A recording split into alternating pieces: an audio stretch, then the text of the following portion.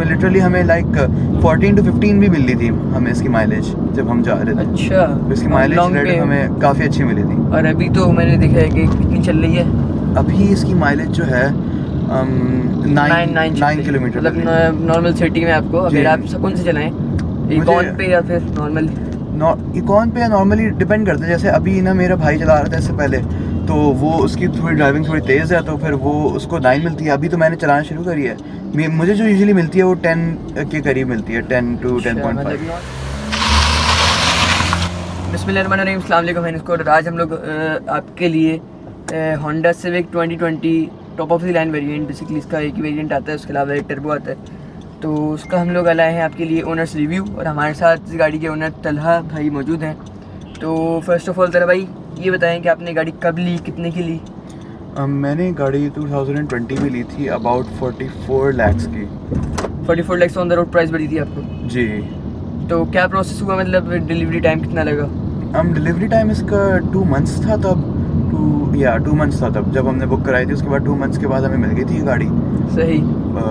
Basically हमारी जो गाड़ी है वो कंपनी के थ्रू बुक होती है, तो उसका जो डिलीवरी बाकी जो पेमेंट प्रोसेस था वो सारा कंपनी ने संभाला था। मतलब लोग बहुत ज़्यादा इसमें वो शिकायत होती है कि यार गाड़ी लेट आती है बहुत ज़्यादा। जैसे अभी होंडा सिटी 2021 आई है, तो उसमें ये है कि जनवरी तक 2022 तक वो लोग गाड़ी प्रोवाइड कर रहे हैं, 6 महीने लग रहे हैं उसको डिलीवरी टाइम।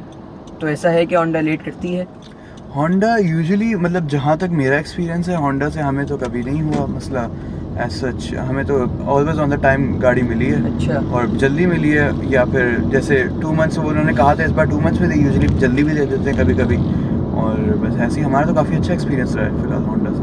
अच्छा, माशाल्लाह, बेहतरीन, सही है। अच्छा ये बताएं कि आपके पास और भी ऑप्शंस थी जैसे ग्रैंडी, और ये था कि आपको फ्यूल इकोनॉमी और फ्यूल माइलेज भी इसके कंपैरेटिवली होंडा सिविक के अच्छी मिल रही थी, और उसके पार्ट्स भी थोड़े सस्ते थे इसके हवाले से, गाड़ी भी ऊंची थी।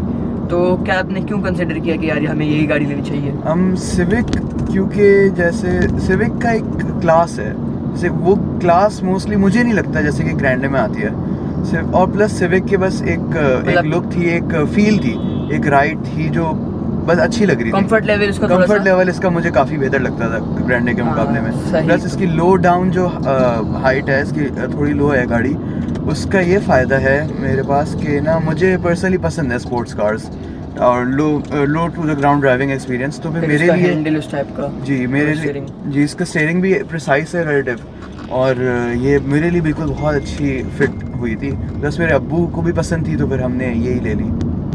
अच्छा, ये टर्बो वेरिएंट आपने भी देखा होगा, और ये है कि उसमें कंपैरेटिवली इस वाली वेरिएंट के ज़्यादा फीचर्स हैं, तो आपने उसको भी नहीं लिया? हमने टर्बो इसलिए नहीं लिया क्योंकि उसके अंदर एक तो नॉकिंग का थोड़ा मसला आता है नॉर्मल फ्यूल के साथ, और क्योंकि जब हम ले रहे थे तो हमें फ्यूल का थोड़ा था कि भाई हमें नॉर्मल फ्यूल इसमें इस्तेमाल करना और ये बेहतर है। प्लस टर्बो में नॉन फॉल्ट्स बहुत ज़्यादा थी, और 1.8 रिलेटिवली काफ़ी बेहतर थी उस वक्त के लिए। हमें तो यही लग रहा था कि टर्बो जो है फ्यूल भी ज़्यादा लेनी है, फ्यूल ज़्यादा तो नहीं लेगी, मगर फॉर एग्जांपल इसका फ्यूल ज़्यादा महंगा है, और हमें जो है उसके फॉल्ट्स भी ज़्यादा मिल रही है, तो वो मोस्ट लाइकली हमें तंग करेगी आगे डाउन द लाइन। इसने तो अभी तक तंग नहीं करा। हम इसमें लॉन्ग ड्राइव भी गए हैं, from Karachi to Islamabad and और बैक, तो इसमें तो हमें तो कभी नहीं तंग हुए। इसमें लिटरली हमें लाइक 14 to 15 भी मिल रही थी हमें इसकी माइलेज जब हम जा रहे थे। अच्छा। तो इसकी माइलेज हमें काफ़ी अच्छी मिली थी। और अभी तो मैंने देखा है कि कितनी चल रही है?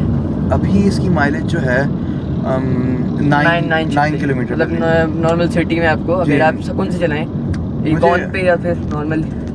इकॉन पे या नॉर्मली डिपेंड करता है। जैसे अभी ना मेरा भाई चला रहा था इससे पहले, तो वो उसकी थोड़ी ड्राइविंग थोड़ी तेज़ है, तो फिर वो उसको 9 मिलती है। अभी तो मैंने चलाना शुरू करी है, मुझे जो यूजुअली मिलती है वो 10 के करीब मिलती है, 10 to 10.5। मतलब नॉर्मल इसकी सिटी में 9 to 10 है, और अगर आप लॉन्ग पे जाएं तो फिर आपको 14-15 मिल सकती है, but that is totally depending on your driving style. अगर आप भगाते रहेंगे तो आपको कम हो जाएगी।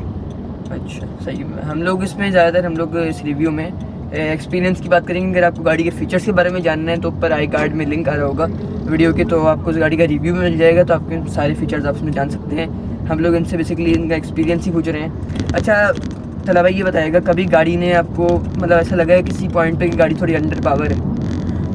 नहीं, हमारे लिए सफिशिएंट पावर थी गाड़ी में, क्योंकि हम लोग ज़्यादा भगाते नहीं है गाड़ी को, नॉर्मली चलाते हैं। हमें कंफर्ट ज़्यादा प्रेफर करते हैं गाड़ी की उसके मुकाबले में कि हम भगाएं गाड़ी को।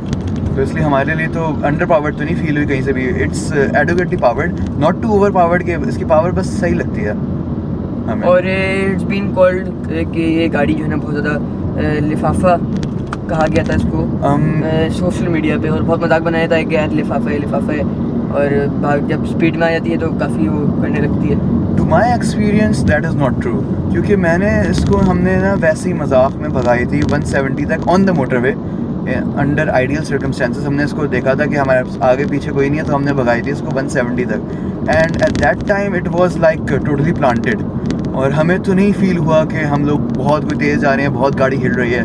गाड़ी का हिलना तो लिटरली लाइक ज़ीरो था, हमें तो कुछ भी उस वक्त फील नहीं हुआ, because it was like a smooth drive at that तो टाइम। ये था कि गाड़ी बिल्कुल स्टेबल रही। जी, गाड़ी बिल्कुल स्टेबल रही हमारी उस वक्त। Let's talk about the features. आपने फीचर सारे ट्राई किए हैं, इसके ब्रेक होल्ड, इसके फीचर्स मैंने सारे ट्राई किए इलेक्ट्रॉनिक पार्किंग ब्रेक, जी। सारी चीज़ें ट्राई की हुई हैं। तो उसमें आपको कभी कोई ऐसी जैसे इलेक्ट्रिक है, इसमें मैनुअल नहीं है जो उसका ब्रेक है, हैंड ब्रेक, तो उसमें कभी कोई फॉल्ट तो नहीं आया इलेक्ट्रॉनिक पार्किंग? नहीं, इलेक्ट्रॉनिक पार्किंग ब्रेक या कोई भी इलेक्ट्रॉनिक्स की फॉल्ट नहीं आया सच, सिवाय इसके जो इंफोटेनमेंट सिस्टम है TFT जो है इसकी, ये कभी कभी पता नहीं इसका सिग्नल लॉस हो जाता था कैमरे से, फिर वो लोग हम लोग लेके आते थे इनको होंडा साइड, वहाँ पे बोलते थे कि आपका हम चेक कर लेते हैं। वो बेसिकली इसमें जहाँ पे SD कार्ड लगता है वहाँ पे एक होल है छोटा सा, जिससे पूरी TFT रीसेट हो जाती है, उसको बार बार वो रीसेट करते थे। ये चीज़ हमारे पास 2 to 3 टाइम्स ये मसला आया कि हमारा ब्लूटूथ सही से कनेक्ट नहीं हो रहा, या फिर हमारे कैमराज ऑफलाइन आ रहे हैं। पहली बात तो ये कि ये जो इनका जो पैनल है, मीडिया पैनल, ये तो बहुत लोगों को वैसे ही नहीं पसंद आया था, क्योंकि इसकी साइज़ की वजह से, इसके डिज़ाइन की वजह से, और फिर इसकी फील की वजह से। लेकिन ऊपर से इसमें कुछ इशू भी आ रहे हैं, इसके आप बता रहे हैं। जी, ये इश्यूज़ हैं इसमें, तो हमारे पास 3-4 बार हमें हुआ है, उन्होंने रीसेट कर दिया। एक बार तो पता नहीं क्या था कि इनका तार कट गया था, जिसकी वजह से मैंने फ्यूल फुल करवाया हुआ था अपने गाड़ी में, मगर फिर भी ये गाड़ी जो थी मुझे बोल रही थी कि मेरा फ्यूल एंड है। ये चीज़ होंडा सिटी में भी, जो उसका 5th जनरेशन जो पाकिस्तान में चलती आ रही है, अब तो खैर 6th हो गई, लेकिन 5th में ये चीज़ मसला था। मतलब मेरे एक थे, जानता हूँ मैं उनको, उन्होंने गाड़ी नहीं निकलवाई थी और फ्यूल फुल था, और वो शो कर रहा था कि फ्यूल है ही नहीं। तो ये चीज़ जो है ना होंडा मेरे ख्याल में बेहतर कर ले तो बेहतर है। चलो भाई, मैं इस गाड़ी की क्वालिटी जानना चाह रहा हूँ, तो कभी आपकी फैमिली में या आपसे कहीं गाड़ी वाड़ी लगी है? मुझसे नहीं लगी गाड़ी, मगर मेरे अब्बू का एक एक्सीडेंट हुआ था बहुत बुरा। अच्छा। He was like traveling at 60 kilometers per hour, and the person which with the accident was traveling at like 130 kilometers per hour. तो उसका उस वक्त जो था मेरे अब्बू की गाड़ी लगी थी, और एंड इट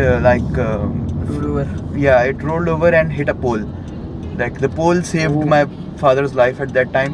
मगर हुआ उस वक्त हमारी गाड़ी जो थी, thank God that it has a crumple zone and it's a really well build car. तो फिर मेरे अब्बू को कुछ भी नहीं हुआ, अलबत्ता गाड़ी जो थी ना वो पीछे से बहुत बुरी हो गई। गाड़ी के एयरबैग नहीं खुला था, इस बात का मुझे बहुत हुआ था कि गाड़ी का एयरबैग नहीं खुला था। सीट बेल्ट मेरे अब्बू की ऑन थी, seat belt work perfectly fine, उसमें मुझे कोई मसला नहीं था। मेरे अब्बू सीट बेल्ट की वजह से भी बचे हैं, क्योंकि मेरे अब्बू का नहीं तो सीना जाके लगता बहुत ज़ोर से स्टीयरिंग व्हील पे, and my father has an habit to drive like really close to steering wheel, तो उनका बहुत ज़ोर से लगना था, वो बच गया।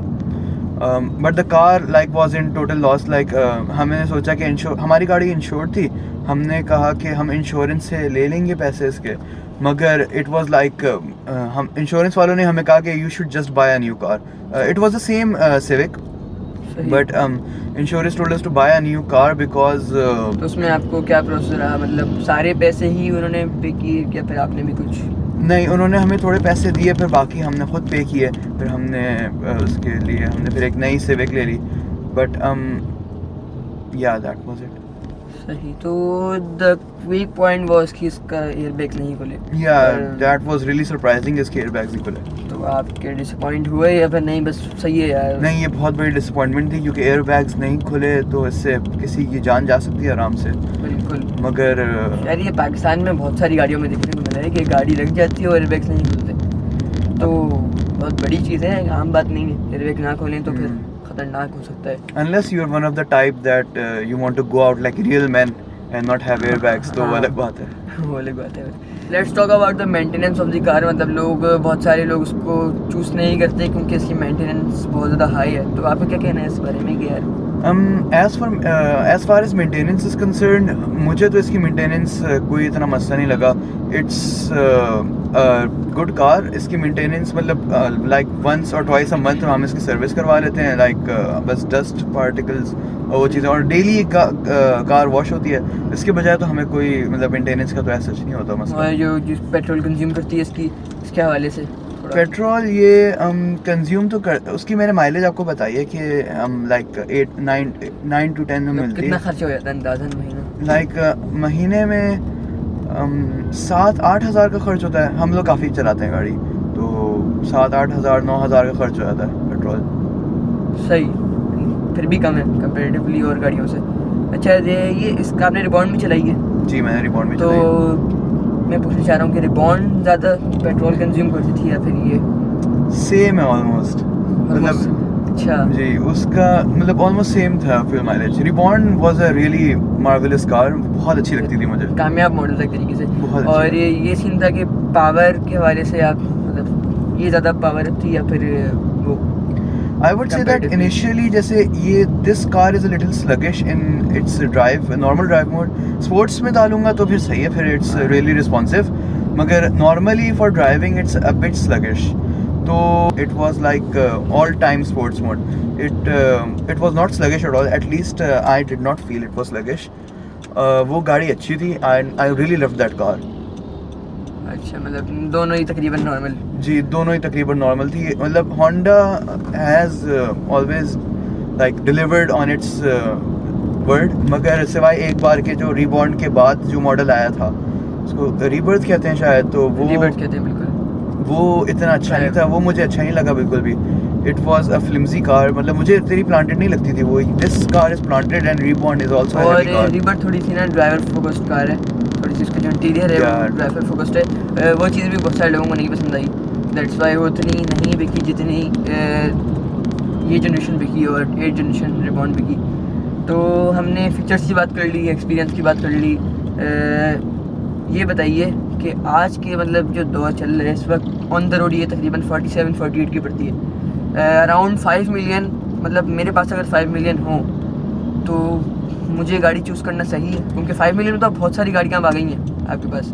अगर आपके पास 5 मिलियन है तो पर्सनली मैं कहूँगा कि थोड़े से और लाइक 10 मिलियन और प्लस कर लें। मैं भी सोच रहा था कि और आप MGHS उठा लें। MGHS is a superb car, सही है। I love that car also.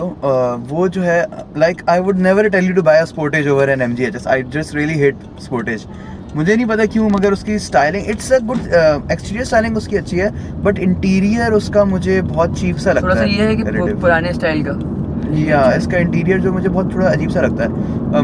on the other hand, MGHS has a BMW like interior.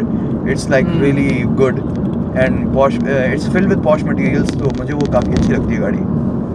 तो मतलब ये कहना चाह रहे हैं आपके 5 मिलियन इसके पास हो तो 1 मिलियन और मिला के किसी SUV पे चला जाए या CUV पे चला जाए। जी, वो क्योंकि आजकल आपके पास बहुत सारी ऑप्शंस मौजूद हैं CUVs की। आप देखते हैं ग्लोरी 580 Pro 7 सीटर कार, और इसके साथ साथ ही MGHS, MG तो आपको अराउंड 5 मिलियन तक मिल जाती है जितने में ये मिलती है।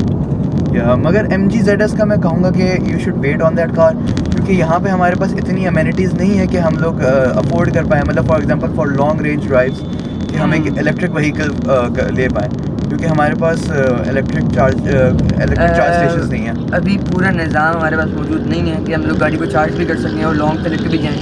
तो आपको पेट्रोल ही जो है ना मैटर करेगी यहाँ पे फॉर लॉन्ग। अगर आप शॉर्ट भी, मगर आप डेली ड्राइविंग, सिटी ड्राइविंग के लिए आप MGZS बिल्कुल ले सकते हैं। It's a good car and it will always like save you money. जैसे अभी ये e-tron आई है ऑडी की, तो it's totally electric car. Audi e-tron is a good car. ये भी एक CUV है लेकिन बहुत ज़्यादा हाई ओवर प्राइस गाड़ी। या ऑडी e-tron आई थिंक या Overpriced it's a overpriced car. तो thank you for your time तला भाई। और अगर आपको इस गाड़ी के फीचर्स के बारे में जानना है तो पर आई कार्ड में दोबारा लिंक चल रहा होगा, तो आप इस वीडियो को दोबारा देख सकते हैं। वीडियोस में सारे फीचर्स गाड़ी के मिल जाएंगे। हमने यहाँ पे छोटा सा एक ओनर्स रिव्यू शूट किया ताकि आपको उस गाड़ी के ओनर्स का एक्सपीरियंस मिल सके। जो लोग ये गाड़ी लेना चाह रहे हैं उनके लिए हमने ये एक्सपीरियंस शूट किया। तो थैंक यू फॉर टाइम, जज़ाकल्लाह। इसी के साथ जो है हमने मौजूदा ख्याल रखिएगा। जज़ाकल्लाह खैरन कसीरा। अल्लाह हाफ़िज़।